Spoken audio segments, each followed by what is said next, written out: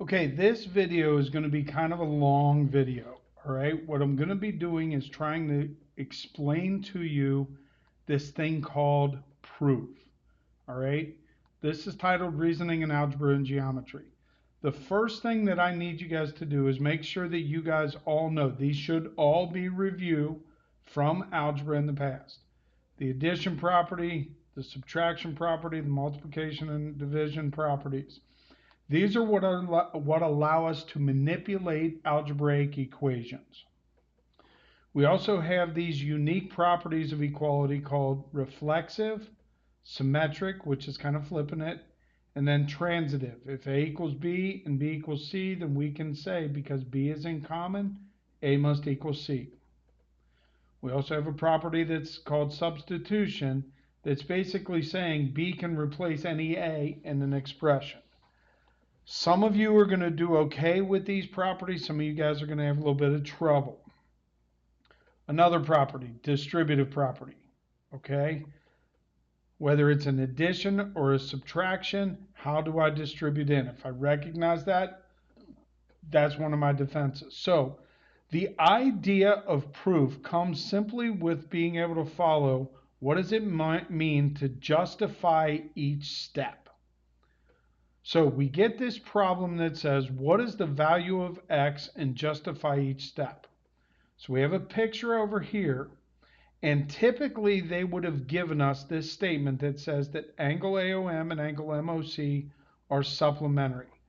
This, I would say, is given to us. Okay, so I'm going to have these things that are called statements and reasons. And my reasons are my justification for making this statement. Each statement is going to follow in a logical progression. So from this statement, I know that this next line is true, that the measure of angle AOM plus the measure of angle MOC has to add up to 180, and I know that by the definition of supplementary angles. So I just took the supplementary that they said in the statement before, and I said, well, I'm going to make a geometric equation with it by using the definition of supplementary angles. Then we change those angles in the angle AOM and the angle MOC, the red and the blue, by plugging in what they are in the picture. By plugging it in, that's called substitution. Every step is logical and it's justified. Now this next step, I combine 2x and x to get 3x plus 30. I'm going to call this combining like terms. Sometimes it's just called simplify. I like to say combining like terms. Why? Because that's what I did.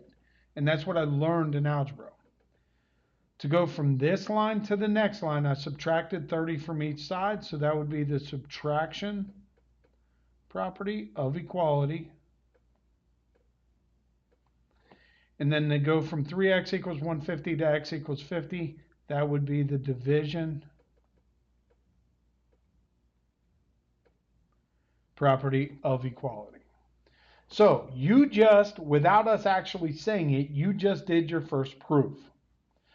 What a proof is a logical set of statements followed by justifications of each statement. Now, we also have more properties that they're going to introduce, but notice these are called properties of congruence. We've already seen reflexive, symmetric, and transitive. The difference here is these have congruent symbols. The ones up above had equal statements. So if it's an equal sign, they're called properties of equality. If it has a congruent sign, they're called properties of congruence. All right? So what we're going to do is justify. How do I go from the first statement to the second statement? In this first one, I can see to go from this statement to this statement, I subtracted 9. So I would say subtraction, and subtraction only has a property of equality. Okay? Look at the next one. They tell me, how do you go from angle O congruent to angle W and angle W congruent to angle L? Well, I notice the W's are in common and the new statement drops the W's off. This is called transitive. But is it transitive of equality or of congruence? Since we're using the congruent symbol, this is transitive of congruence. Okay? All right. Measure of angle E equals measure of angle 2. Do you notice how this next statement just flips them around? This is called symmetry. So it's technically the symmetric property. Is it of congruence or of equality? Well, I look back at the statements. They both use equal signs. Equal signs means equality. All right, take a look at the next one here. Notice how the next one is very similar to the one above it. All we did was switch positions. So again, this is symmetry.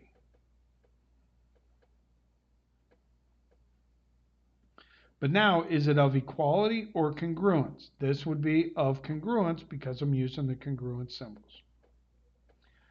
All right, this next one. How do I go from the first line to the second line? Well, I distributed the 3. What's that called? The distributive property. The distributive property. Okay, so as I said in the first example that we did back up here, I said what you guys have actually done is a proof. Now we're going to clearly, hopefully, define proof for you. A proof is a convincing argument that uses deductive reasoning. Deductive reasoning means step by step. Show me what you're doing. A proof logically shows you why a conjecture is true. The concluding statement that we have is what we are trying to prove. That's our conjecture. A 2-column proof lists each statement on the left and justifies or supplies a reason for each statement on the right. Each statement must follow logically from the steps before it. In other words, you can't just make up a statement. It has to follow logically either from the given or from the picture. Okay? So let's try a couple here. Now, to help us, I filled in sometimes the statements and left the reasons blank, or sometimes I fill in part of the statements and part of the reasons. So we'll just kind of walk through. We got about 5 of these to go through. All right. Most of the time, about 98% of the time, you're going to start a proof with what is given. So it is given the measure of angle 1 is equal to measure of angle 3. That's my statement. It's given. They want me to prove that these two angles, angle AEC makes up angle 1 and angle 2, and DEB, which is angle 2 and angle 3 added together, those two angles are congruent. That's what they want me to prove. Right now in the picture, I know nothing about those two angles. The second statement, because all I know is something about angle 1 and angle 3, I'm going to say that angle 2 is equal to itself. This is reflexive of equality. Anytime something is equal to itself or congruent to itself, that's the reflexive property. So what I do next is I'm going to say, okay, I'm going to put this statement into the original statement. So notice I'm combining statement 1 and statement 2 to get this statement right here. I did that by, not substitution, but the addition property. How do I know it's addition? Because I'm adding the measure of angle 2 to both pieces. Okay? I know that the measure of angle 1 plus the measure of angle 2 is the measure of angle AEC. I know the measure of angle 3 plus the measure of angle 2 is the measure of angle DEB. How do I know that those are true? This was something that we learned back a while ago called angle addition. Now, from those two statements, How do I know that this next statement is true? Well, I have to kind of think of these in groups, okay? Along with this statement, I know that angle 1 and angle 2 are equal. So I know the measure of angle AEC is equal to that sum, and that same sum is equal to the measure of angle DEB. So I can conclude that those two angles are equal by the transitive of equality. Why of equality? That's an easy one because there's an equal sign there. I recognize this is going to be very challenging. Okay? I'm starting you off. Remember, you can pause this video and try to figure out the logic that I used from step to step. Okay, how about this one? We're going to write a two-column proof. So I'm going to start by saying I have statements, and for each statement, I have to support it with a reason. So let's start with statement number 1. I'm going to start off by saying AB must be congruent to CD. I know that because it is given. It's given in the statement, it's given in the picture with the tick marks. Okay? Now, the second statement, somehow I got to get to where AC and BD are congruent. Well, I know this is true. I know that AB plus BC must equal AC. I also know that BC plus CD must equal BD. I know these two things are true because of segment addition. This is something, again, we've previously learned, so I can use it. Okay. Now, if those two statements are true, which they are, then I can conclude here by, again, thinking of AB plus BC and BC plus CD as the same thing, okay? I can conclude here, and this is one way, there's another way to do the proof similar to the one above, okay? But I can conclude here that AC must be congruent to BD, and my reason for this would be symmetry. Not symmetry, sorry, transitive. Transitive, my fault. Transitive of congruence. Now, technically, I should have probably put like a statement 1A in there that said BC was congruent to itself before I started using BC. As a matter of fact, let's do that. So 1A would be BC is congruent to BC, and 1A's reason would be transitive. Not transitive, darn it. Sorry guys, I'm thinking all over the place right now. It's reflexive of congruence. Now I like my proof a little bit better. Okay, so technically it should have been 4 steps. All right, let's take a look at this next one here. All right, they tell me that angle CDE and angle EDF are supplementary, and that angles that form a linear pair are supplementary.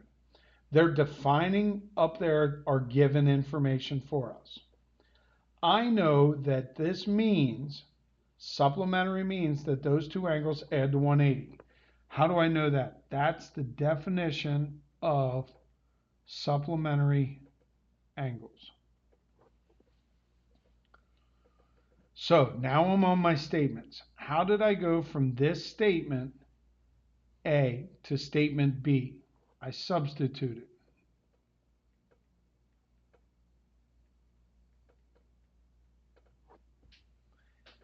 How did I go from statement B to statement C? I combine like terms. Remember, just call it simplify. How did I go from statement C to statement D? I subtracted. And how did I go from statement D to statement E? That would be division. Most of the proofs that I'm going to ask you guys to do are going to be very similar to this. Yes, you may see proofs on your next test.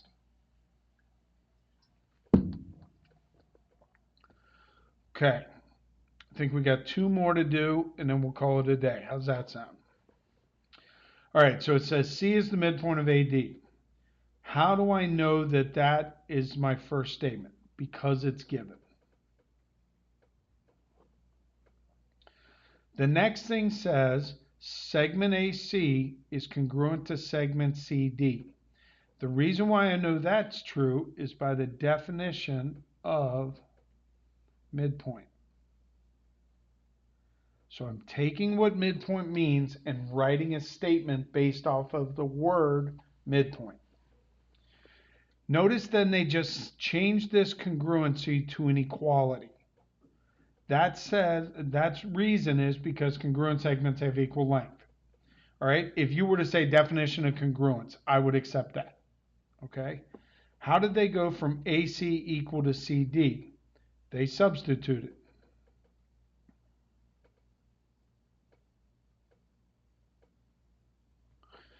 Now, what is statement 5 here, or D? Somehow they manipulated this equation by using the subtraction property of equality to get this statement, 2x equals 12. Is that the subtraction property of equality? Yeah, I subtracted 2x from both sides. And then to solve here, I would solve by division. Okay? All right. Let's try one more here. One more proof. So we've got statements and reasons.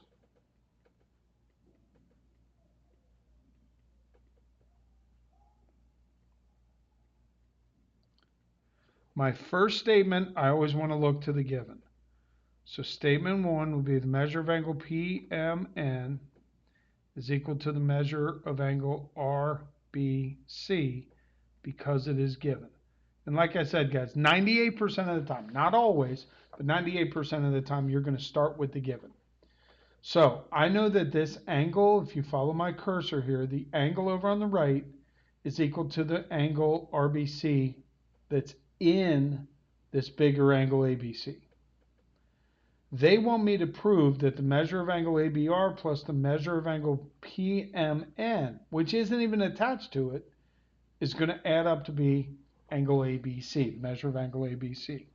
So how am I going to do that? Well, I know that this is equal to this. I now need to somehow tie these two angles, if you look at the picture with my cursor, somehow tie these two angles together. I know that this statement must be true.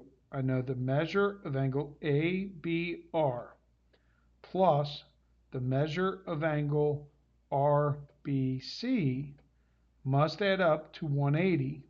Sorry, must add up to the measure of angle ABC. I know this statement is true. This angle plus this angle equals the big angle by what we learned was angle addition postulate. Okay, so I'm still not at what they want me to prove.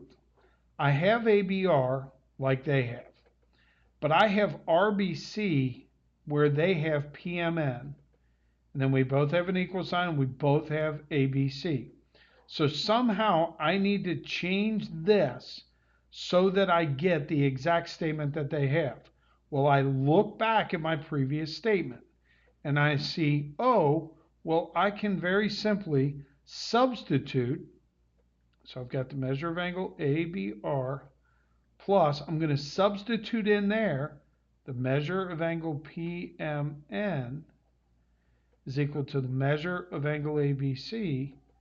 And that little step right there, all I did was the substitution property.